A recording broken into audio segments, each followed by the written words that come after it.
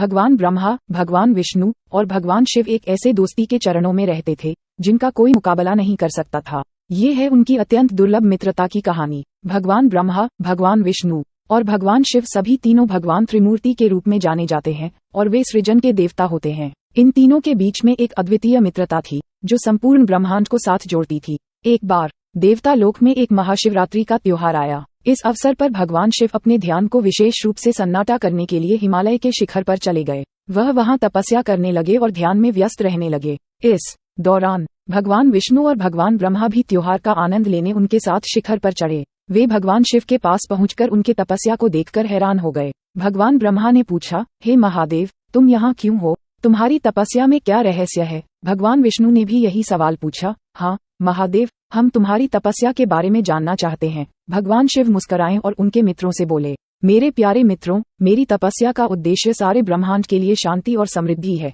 भगवान ब्रह्मा ने पूछा, लेकिन तुम क्यों इसे इसी शिखर पर कर रहे हो? क्या कुछ खास बातें यहाँ हैं? भगवान शिव ने मुस्कुराते हुए उत्तर दिया, हाँ मेरे प्यारे मित्रों, इस शिखर पर तपस्या करने से मेरी तपस्या की शक्ति और अद्वितीयता बढ़ती है। ये जगह मेरे लिए खास है क्योंकि यहाँ ध्यान करते समय मैं ब्रह्मांड के सभी सृजनात्मक ताकतों का एकत्रण हो जाता है। भगवान विष्णु और भगवान ब्रह्मा ने इसे समझा और ध्यान की महत्वपूर्णता को स्वीकार किया। उन्होंने भी शिखर पर तपस्या करने का निश्चय किया और वहाँ ध्यान करने लगे। इस प्रकार तीनों देवता तपस्या करने लगे और उनकी मित्रता और भक्ति में और भी मजबूत हो गई। वे सभी एक दूसरे के साथ अपने अद्वितीय अनुभवों को साझा करते और ब्रह्मांड के रहस्यों को जानने का आनंद लेते। कुछ सालों तक वे तपस्या करते रहे और उनकी शक्ति और ज्ञान में वृद्धि हुई। उनकी तपस्या ने ब्रह्मांड की सृजनात्मक ताकतों को और भी मजबूत बनाया और उनके बीच की मित्रता को भी गहराई से बढ़ा दिया। एक दिन भगवान ब्रह्मा, भगवान विष्णु और भगवान शिव ने अपनी तपस्या को पूरा कर लिया और वे अपने लोक वापस आ गए। उन्होंने अपनी नई प्राप्त शक्तियों का उपयोग करके ब्रह्मांड को और भी सुंदर बनाया और सृजनात्मकता को बढ़ावा दिया।